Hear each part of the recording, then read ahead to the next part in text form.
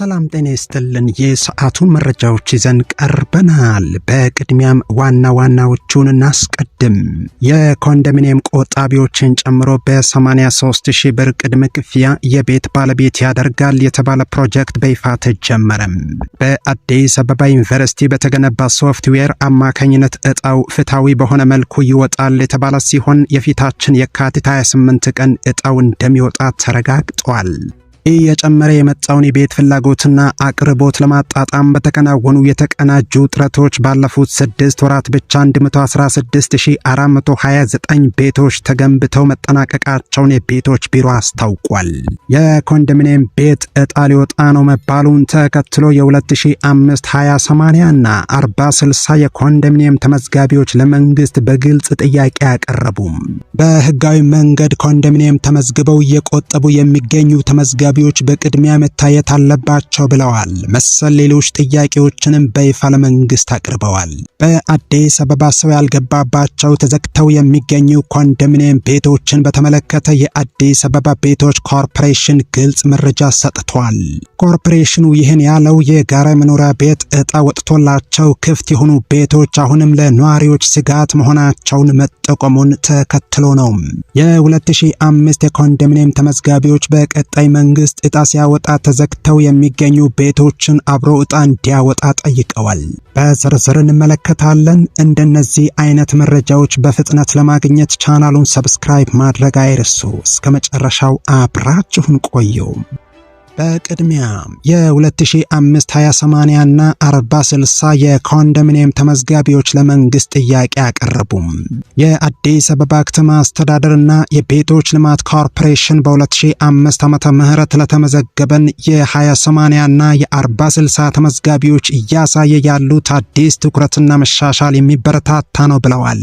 ላለፉት ዓመታት የነበረውን የቤት ፍላጎት ለመመለስ እየተደረገ ያለው ጥረት ለሁላችንም አዲስ ብርሃን ፈንጥቋል።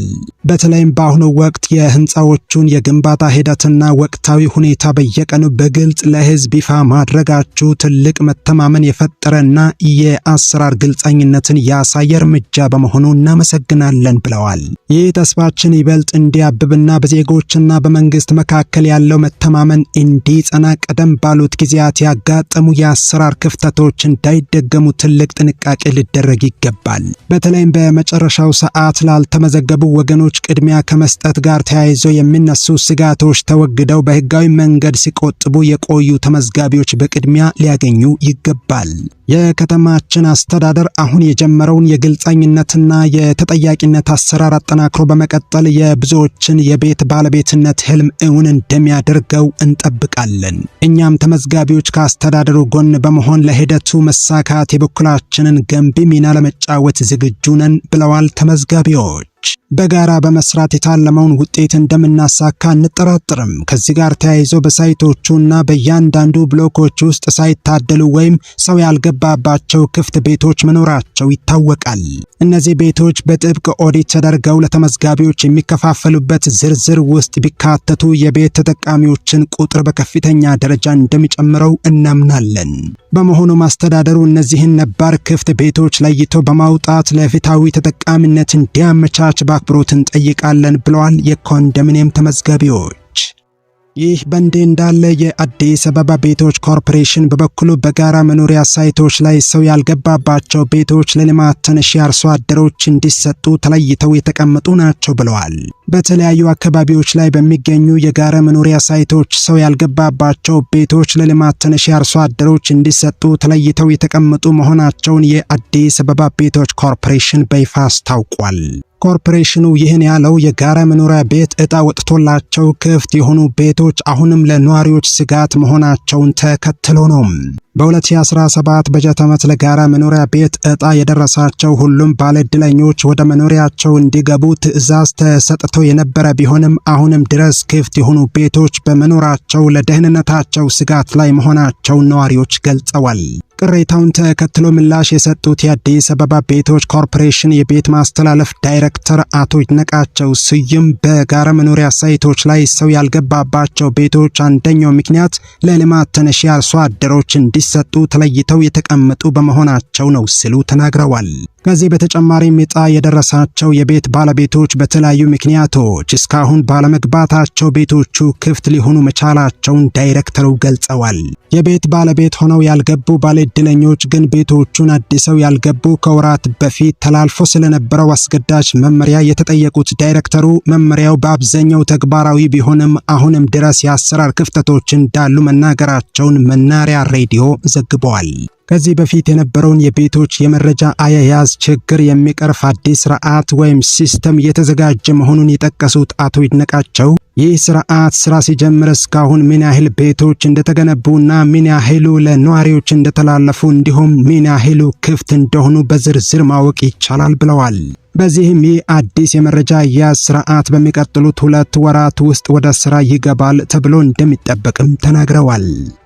ይህ በእንዲህ እንዳለ በኦሮሚያ ክልል በ6 ወራት ውስጥ ብቻ ከ116,000 በላይ ቤቶች ተገንብተዋል ተባለም። በኦሮሚያ ክልል እየጨመረ የመጣውን የቤት ፍላጎትና አቅርቦት ለማጣጣም በተከናወኑ የተቀናጁ ጥረቶች ባለፉት 6 ወራት ብቻ 116,429 ቤቶች ተገንብተው መጠናቀቃቸውን የክልሉ ከተማ ልማትና ቤቶች ቢሮ አስታውቋል። ይህ ታላቅ ስኬት የተመዘገበው በዘርፉ የተሰማሩ ማህበራትን በማደራጀትና የባለሀብቶችን አቅም በስፋት ጥቅም ላይ በማዋል ሲሆን በዚህም በማህበር ተደራጅተው ሲጠባበቁ ከነበሩ ዜጎች መካከል 16,127 አባላት የራሳቸው መኖሪያ ቤት ባለቤት መሆን ችለዋል። የቢሮ ምክትል ኃላፊ አቶ ብርሃኑ በቀለ ለሚዲያችን እንደገለጹት ክልሉ ከአዳዲስ ግንባታዎች ባሻገር ለአቅመ ደካማ ወገኖችም ልዩ ትኩረት በመስጠት በዜግነት አገልግሎት በርካታ ቤቶችን የማደስ ተግባር በስፋት እያከናወነ ይገኛል።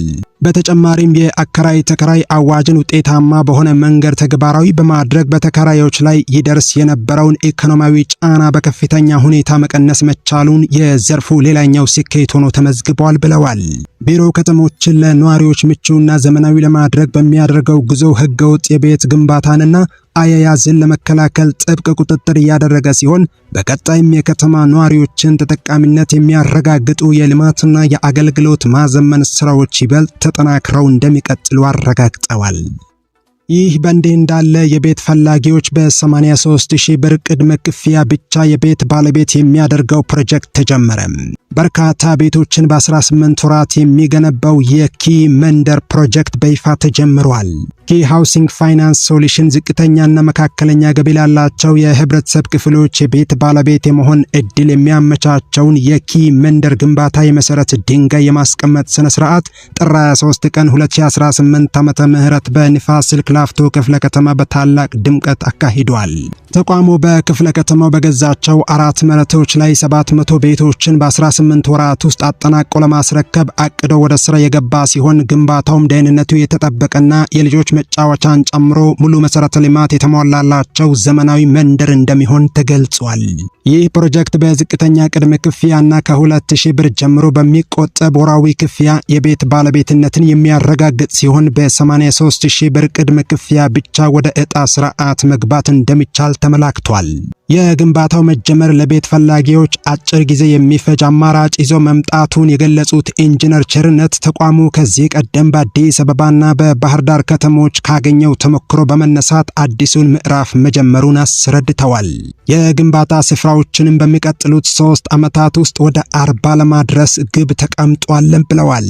በመርሃ ግብሩ ላይ የተገኙት የቦርድ አማካሪና የኢንሹራንስ ዘርፍ ባለሙያ አቶ ተስፋ ያለሙ እንደገለጹት ባለዕድለኞች ከኢትዮጵያ መድህን ድርጅት ሙሉ የመድን ተጠቃሚ የሚሆኑበት ዋስትና ተመቻችቷል ብለዋል። በአዲስ አበባ ዩኒቨርሲቲ በተገነባ ሶፍትዌር አማካኝነት በአመት 2 ጊዜ ግልጽ ዕጣ የሚወጣ ሲሆን የሶስተኛው ዙር ዕጣ ደግሞ የፊታችን የካቲት 28 ቀን እንደሚወጣ ታውቋል። የኪ ሃውሲንግ የህግ ክፍል መሪ ጠበቃና የህግ አማካሪ አቶ ብርሃኑ ከፍያለውና የንፋስ ስልክ ላፍቶ ክፍለ ከተማ ወረዳ 11 ሰላምና ጸጥታ ኃላፊ አቶ ገመቹ ጋዲሳ በስነ ስርዓቱ ላይ በመገኘት የፕሮጀክቱን አስፈላጊነትና ቀጣይ ጉዞ አብስረዋል። በአዲስ አበባ የቤት ፍላጎትና አቅርቦት ላይ የተከናወኑ ጥናቶች እንደሚያሳዩት የግል አልሚዎች ሚና ዝቅተኛ ገቢ ላለው ማህበረሰብ ወሳኝ ነው።